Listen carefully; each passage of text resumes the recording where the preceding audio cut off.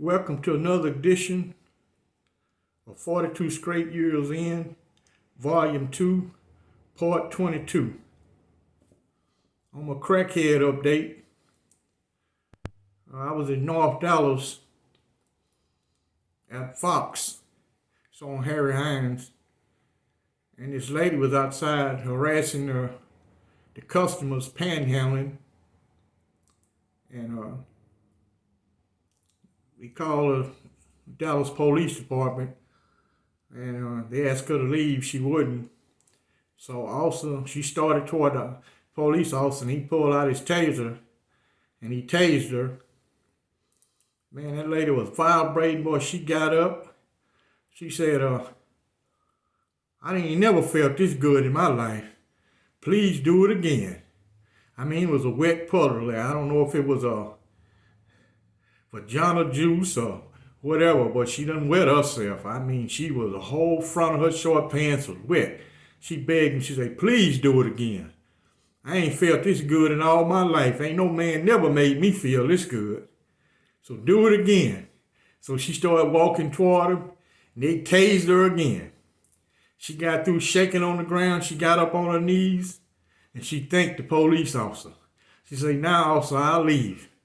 And they still took her to jail. Probably was a misdemeanor. They gonna release her later on because of the COVID-19. Anyway, that's my Crackhead update. You know what it is. Get your shanks out, and let's ride, y'all. I'm gonna kind of have a policy change. I'm not just gonna deal with prison only. I'm gonna deal with the social and economic factors that lead to prison. That play a hell of a role in why the incarceration rate is so high in the United States, specifically in Texas. And on my boy Lion Willie, I picked him and his old lady up. I was going out on Northwest Highway, and I gave him a ride. Man, and he said he went to Mars.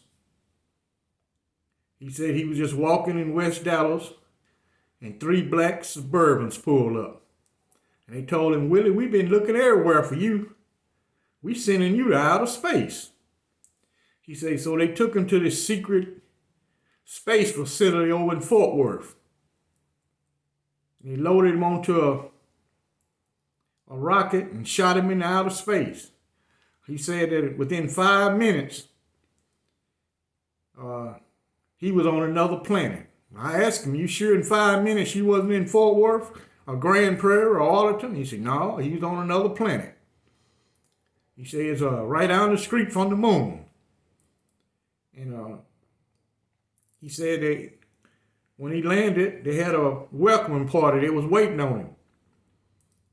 He said he met this female Martian, and she had sex. He said they were different from regular women. They sex organs are located on their hip. So she told him, said, I've been watching American men. She said, I've been waiting on American men to come here. I heard y'all really do it in America, on the planet Earth. So he said he had sex with the woman. He said she got long claws like a wolverine.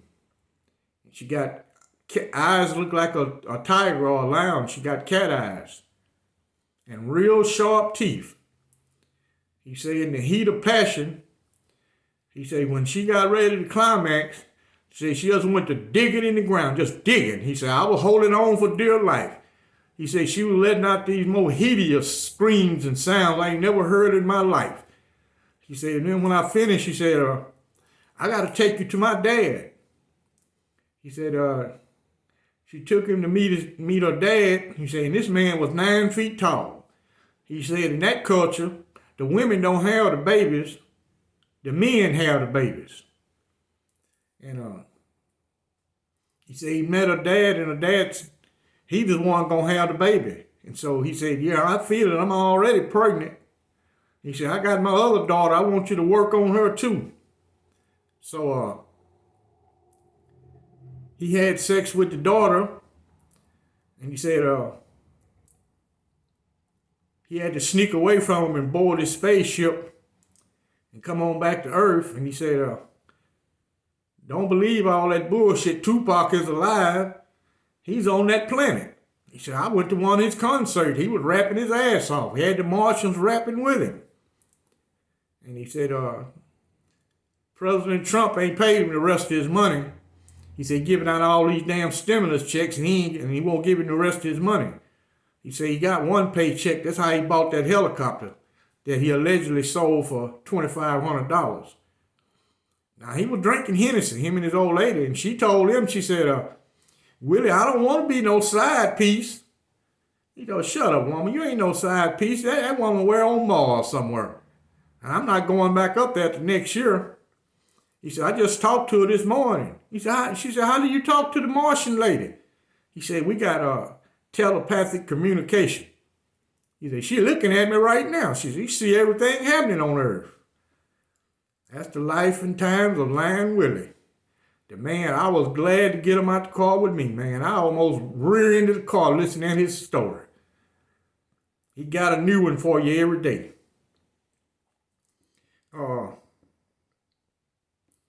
I'm going to discuss, once before I brought this topic up, and I had somebody in the comment section said that sex offenders are worse than drug offenders, drug dealers. I don't know how the hell that can be. Drug dealers have destroyed the whole country of Mexico. The cartels run Mexico. Drug cartels. They're not selling soybean, they're selling drugs. That's how they got their money. Of course, they invested in other industries, but the money source originally started with the distribution of drugs. Now, we can look in the inner city. The whole inner city is destroyed because of drugs. I don't see no sex offenders destroying no cities and countries, but you definitely can see the drug dealers doing it. Even though these people are buying it by choice, the drugs is an addiction. Once they start down that path, they can't seem to let it go. Now, here's an article from Supreme Court. It says, say what you mean and mean what you say. To say we declare war on terrorists or racists or people who misuse guns or drug dealers, then this means something. You cannot make war against a thing. You make war against people. In the case of drugs, the war must be against the people who sell or trade in illegal drugs. Drug dealers are vicious, scums of the earth, purveyors of death. If not of the body, then the soul of those people they ensnare, and they do it solely for profit. If we are really declaring war, drug dealers must be eliminated from society. If it takes building an extra prison or two, let's do it. Also, if we are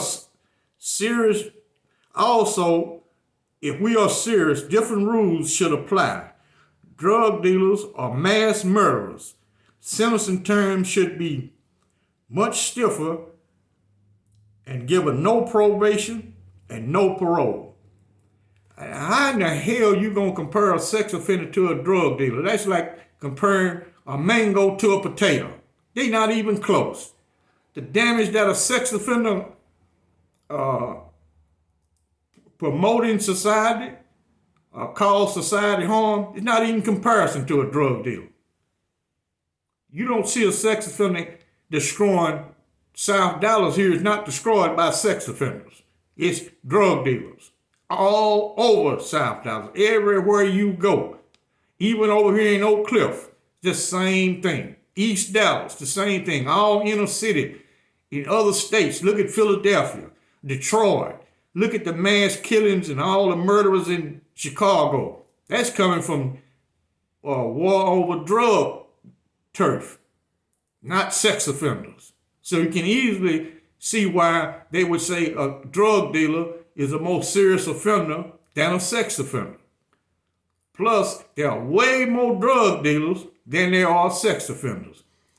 If some kind of way the drugs were curtailed, Texas could cut almost 50% of its prison population. But TDCJ, the Texas prison system, is the largest employer in the state of Texas. They employ more people than anybody. So some of those people would be without jobs if they had to close about 20 prisons down. So everybody's profiting except the man at the low end of the totem pole. He losing his liberty and his freedom, rotting away in a maximum security prison.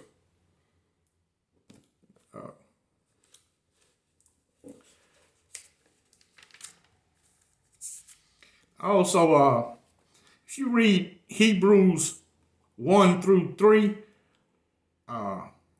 this is not trying to convert no one to Christianity. I'm not trying to place one religion above the other one.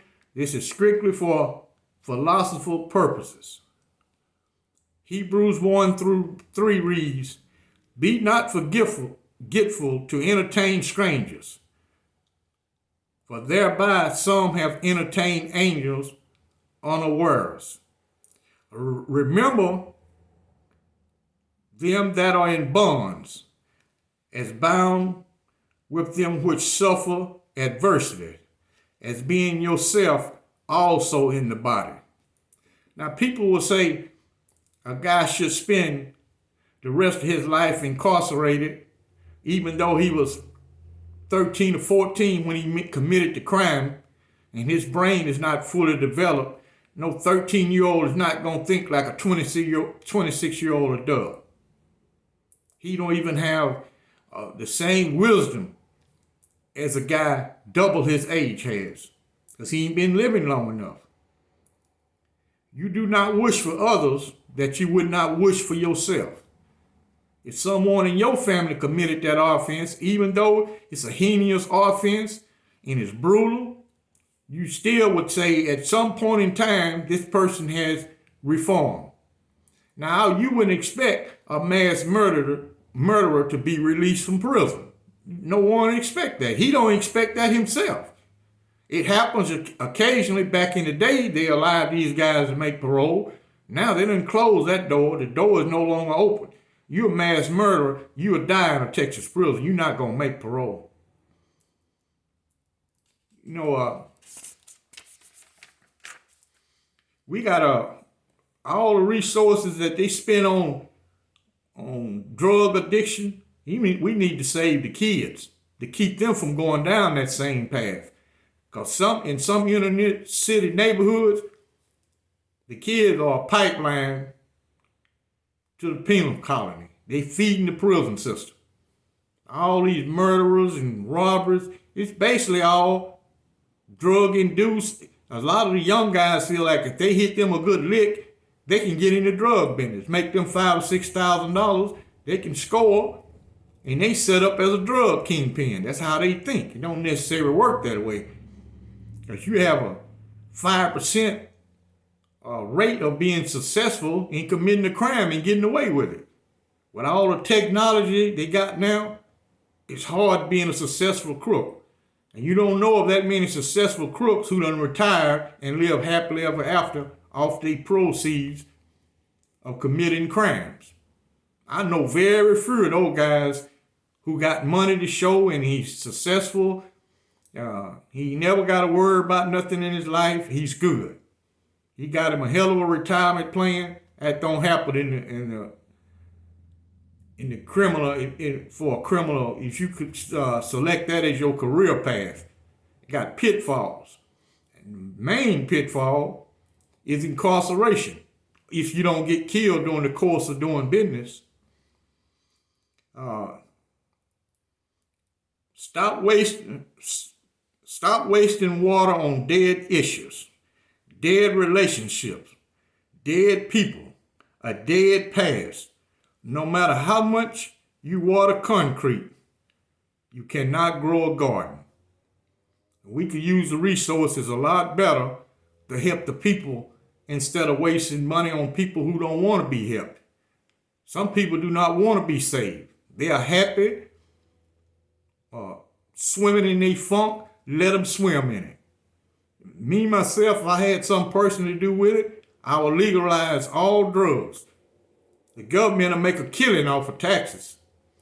And a government lab can manufacture cocaine way better than they can in Colombia or Bolivia or Peru.